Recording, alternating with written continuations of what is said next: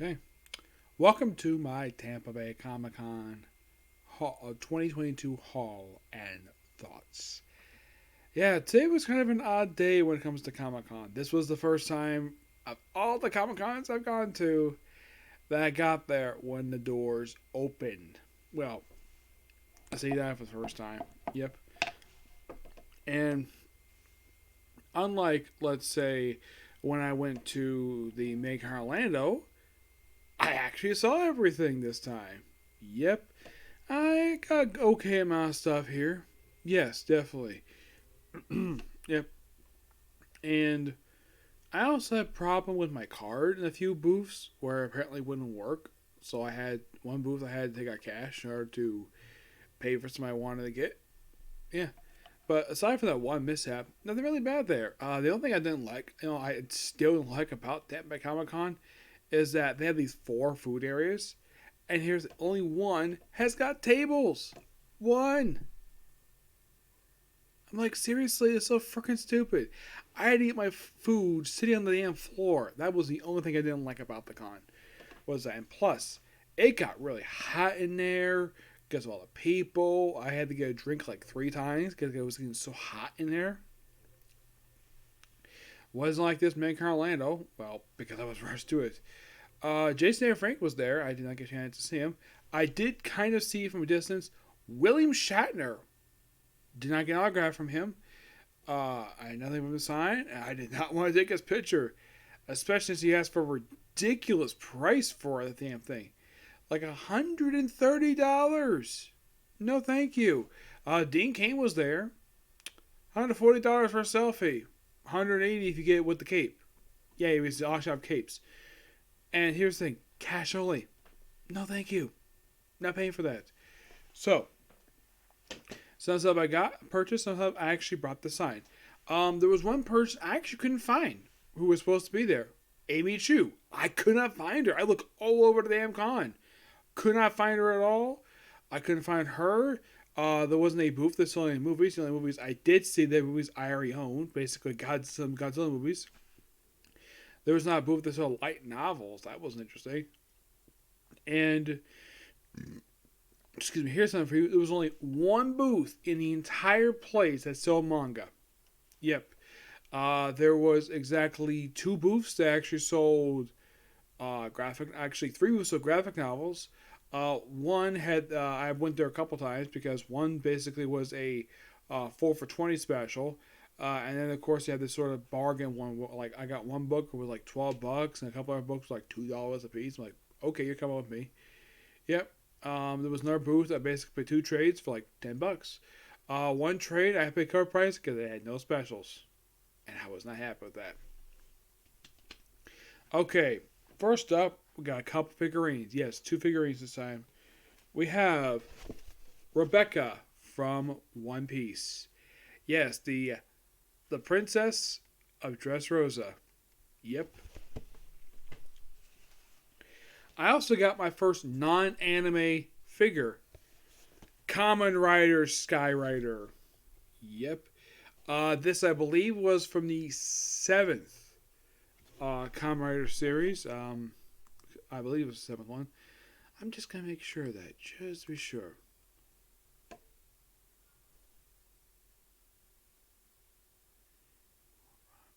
Actually, it's from the 6th. Yeah, this is from the 6th ever one. I had no idea these even existed. I knew possibly Power Rangers have a Kamen Rider. I had no idea these existed until a YouTuber, Kenshin Okami, he mentioned he has some Kamen Rider figures. Some of us figured, okay. So, now they also had the first Kamen Rider for the Heisei era there too. But here's the thing.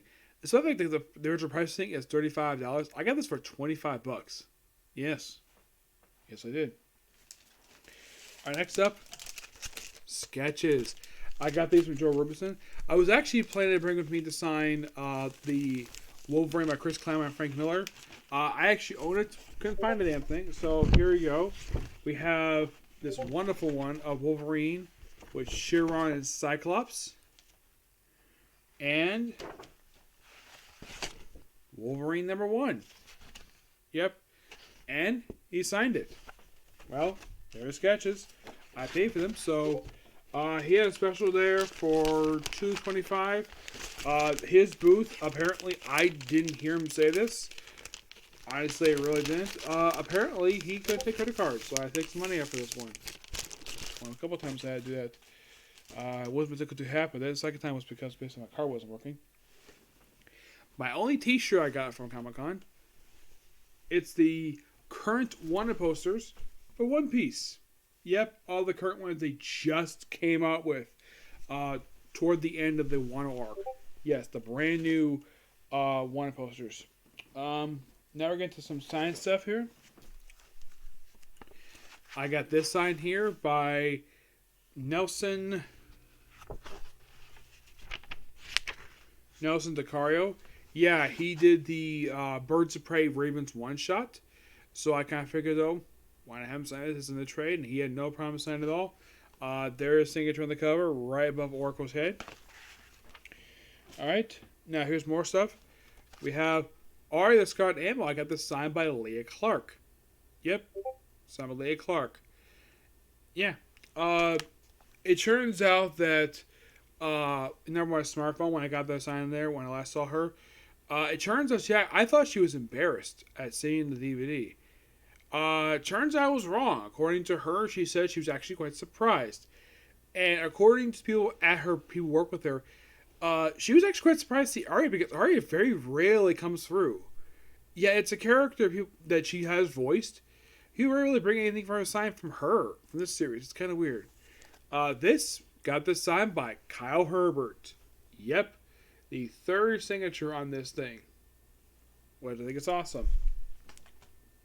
All right, this I got signed by Elizabeth Maxwell, which I even told her she appreciated the fact I told her this, that she's a very lovely woman. Yeah, she really appreciated it. And fun fact about Elizabeth Maxwell, 5 years older than me. Leah Clark is 9 years older. Yes, Kyle Herbert, I believe, is about 50. I think he is. And this is this one. Here's the thing about the order of these ones. I got Liz Maxwell done first. I actually got her booth as soon as the thing opened. Was in her line for no less than about 5 minutes. Got her autograph, done. Leah Clark, I waited a little bit of time for her. Kyle Herbert, 4 people in front of me. No problem. This actually did toward the end of the time I was there. I had this signed by Schimmel. Yes, the voice of Goku. He did tell me this about how he did Goku. Because I did ask this question. Like, did he voice him in Dragon Ball first or was it Z? According to him, he did the first 53 episodes of Dragon Ball Z. Then he did a few movies. Then he worked on that last arc for Dragon Ball. Did a few movies. And then he went back to doing Dragon Ball Z. He finished that up. He did GT, Kai, and Super. And I did mention to him that the only series I've seen him in outside of the Dragon Ball Z franchise is Shaman King. I even commented to him that Akamaru should be on his poster. And he agreed with that. That character should have been there. And I did ask him, like he wasn't. I knew he wasn't on the 2021 reboot of Shaman King. According to him, he was. He was definitely on the reboot of the series. The thing was, he had to quit after 15 episodes because the producers were basically treating him and the voice actors terribly. So he quit. Yep, he quit after 15 episodes. And he got played with somebody else. So, in case you're curious though why Akamaru's voice changed in 15 episodes, that's the reason why.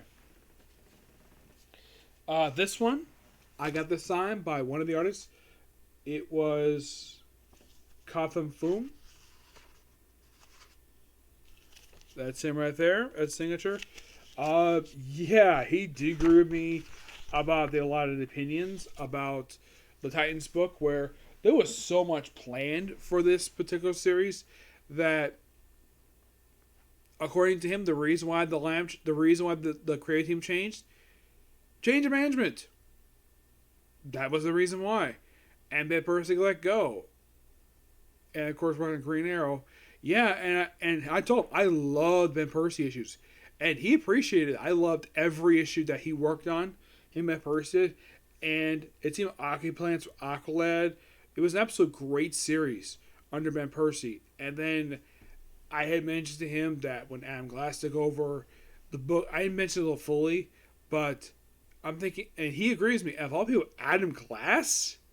The guy who did Suicide Squad? That was actually, by the way, his last book he did. And he thinks, like, wow, DC chose him. A guy whose first issue opened with a torture scene. And this is the writer you chose by Teen Titans. Yeah. Alright. These two books here, I actually bought from a booth that had 3 people on it. This I got from John Jackson Miller. And yes, it's a novel for the Star Trek Discovery series. And he even signed it. Yes. Mm-hmm. Yeah, he signed it. Yeah, I asked to write it to my dad too because he also likes Star Trek, so he basically probably gets a chance to read it probably after I do, eventually. Mm-hmm. Yes.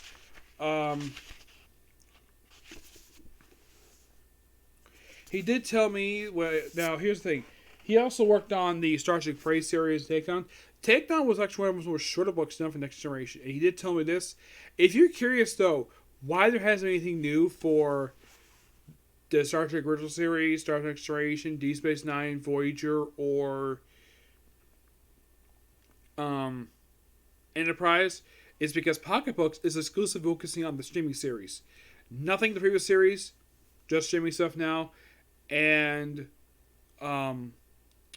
he did mention to me in Prey and Takedown that he was not allowed to use any of the Voyager characters because they're doing their own thing.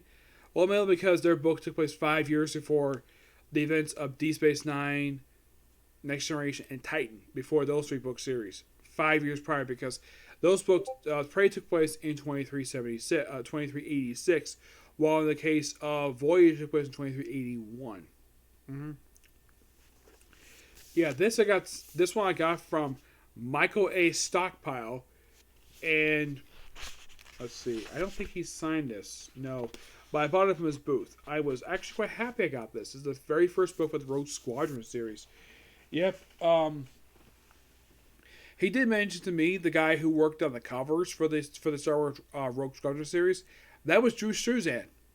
Yep, he's the one who worked on it. And he worked on a second printing of the Star Wars movie posters. Yep.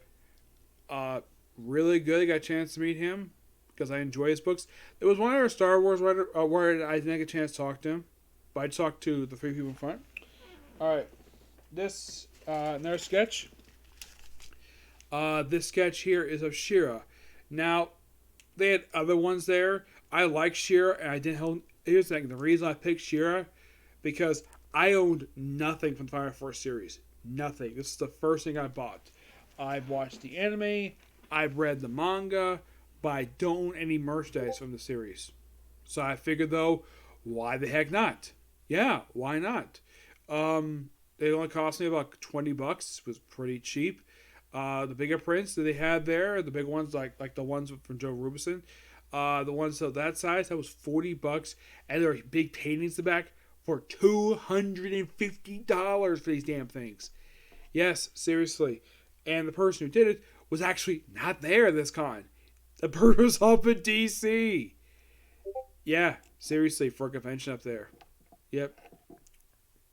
But nice I got this. Was the only print I got, but this actually was a original print done by somebody who was somewhat of a local person, but I thought it was pretty good.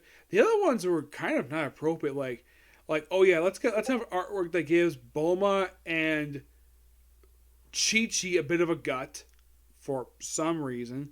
Happens where Sailor Moon looks like a freaking gangster girl, where it looks like she's exposed a lot more skin than usual. So Shomaru, they have there is basically look like you just come out fresh out of a battle. Like, wow, a lot of not very appropriate stuff there. I only got that one. That was both decent when I saw them. Plus, I like Shira.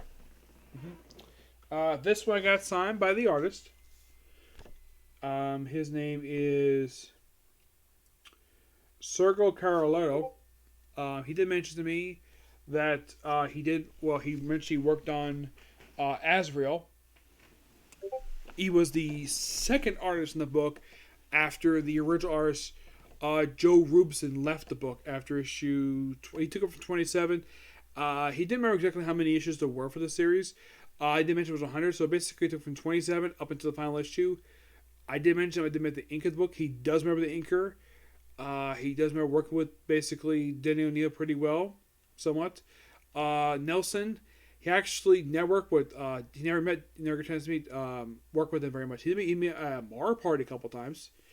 Yes, he did. I did mention him. I never got a chance to meet Denny O'Neil or George Perez.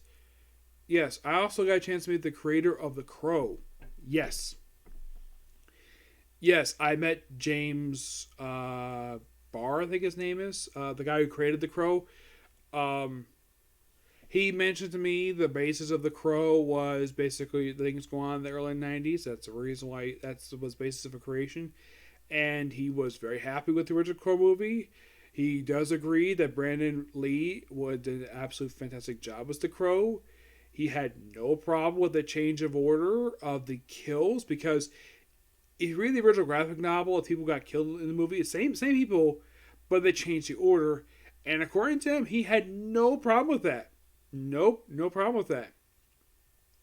He was pretty satisfied with the movie. He did also tell me that the reboot is still in development. He's actually working on it, so of course he would know about it. Yep. All right. This book I got from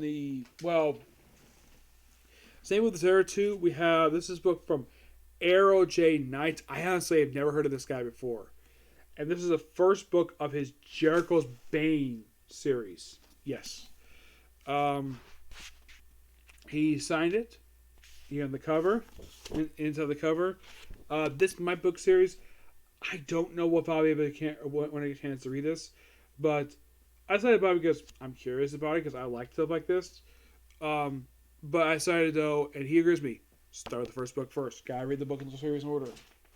Alright? Malim from That Time I Recurrence to Slime. Alright. Finishing up here.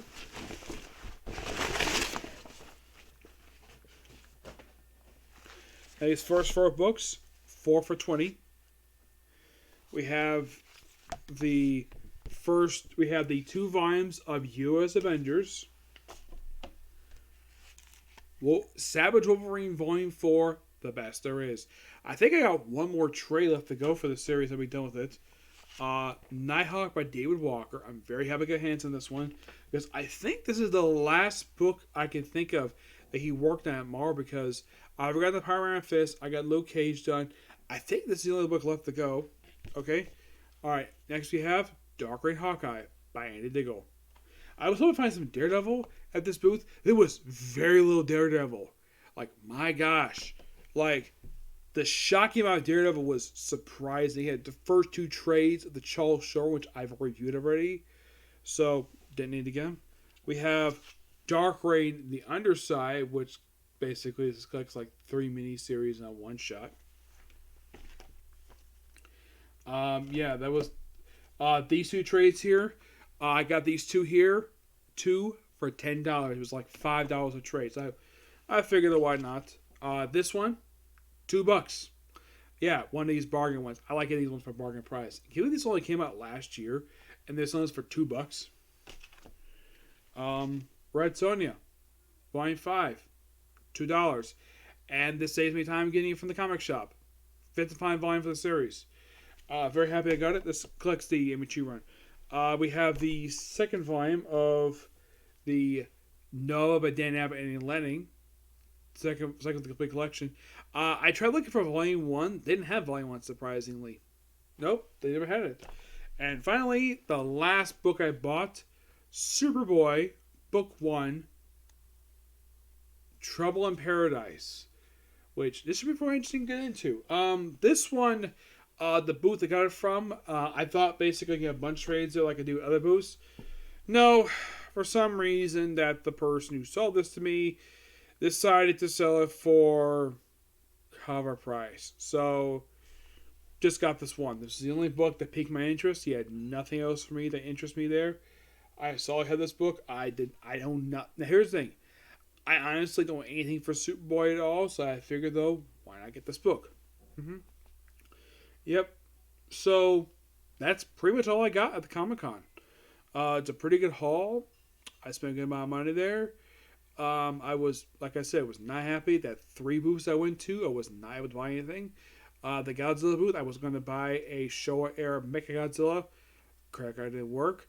That was the second time that happened. First time was basically when I tried to buy a service cup. Credit card didn't work there. Third time was actually at the booth when I got the Star Trek book. I had to go get some cash out and pay for that one.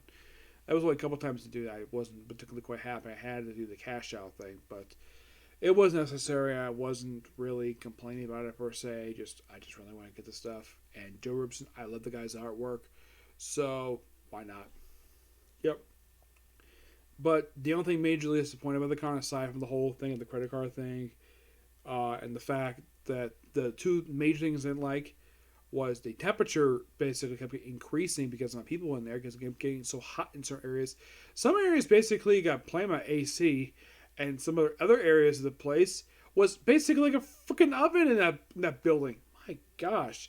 It almost seemed like if they got the AC even on and all. But the biggest disappointment, Noemi Chu.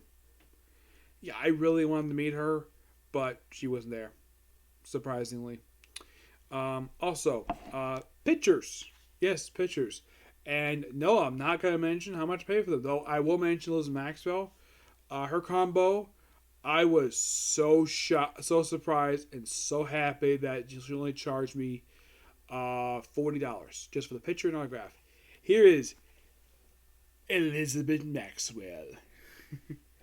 And I got not one, not two, but 3 pictures with her. I also got Leah Clark. Much better picture of her. Yes. Kyle Herbert. Him, like Leah Clark, this was the second time I actually met him. I actually last saw him 3 years ago at the very same Comic Con. And he kind of remembered me, per se. Yeah, he did. But, yeah, really cool looking mask he wears. Shoot.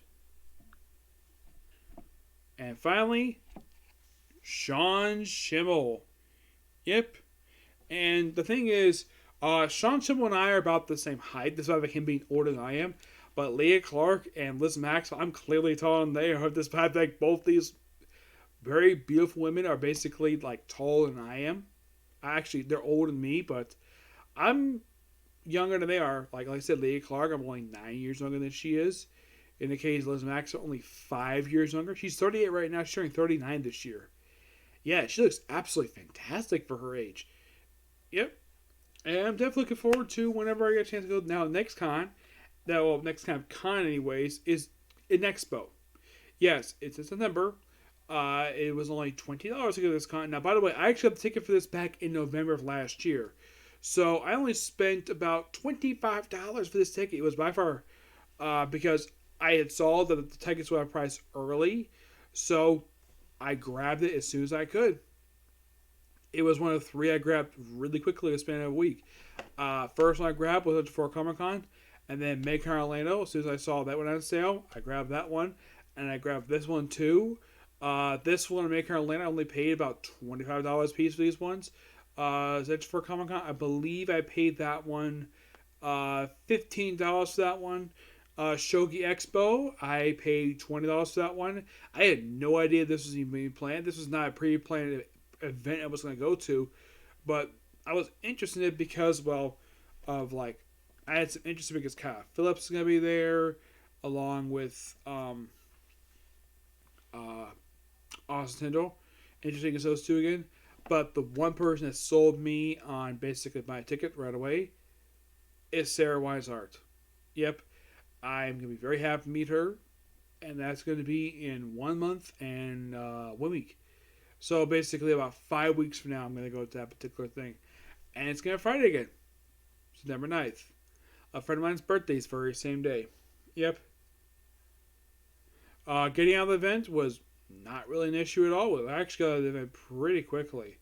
Yeah, I just went on some escalator in the Tampa Convention Center and just walked out, just sat down on the table for a few minutes, waiting for my dad picking up, and he was on his way. So, yeah, and I got there at 10:30. I didn't leave the place until just after 5. I was so exhausted. I basically partially on the way home, I just fell asleep because I was so tired. Because I walked around all day, basically, walking this event. Walking around. At least I was able to actually see all of it this time compared to Macon Orlando. Yep, but good event overall. And yes, I'm going back next year because this was the first con I ever went to, and I'm going to keep going to it until I decide to stop.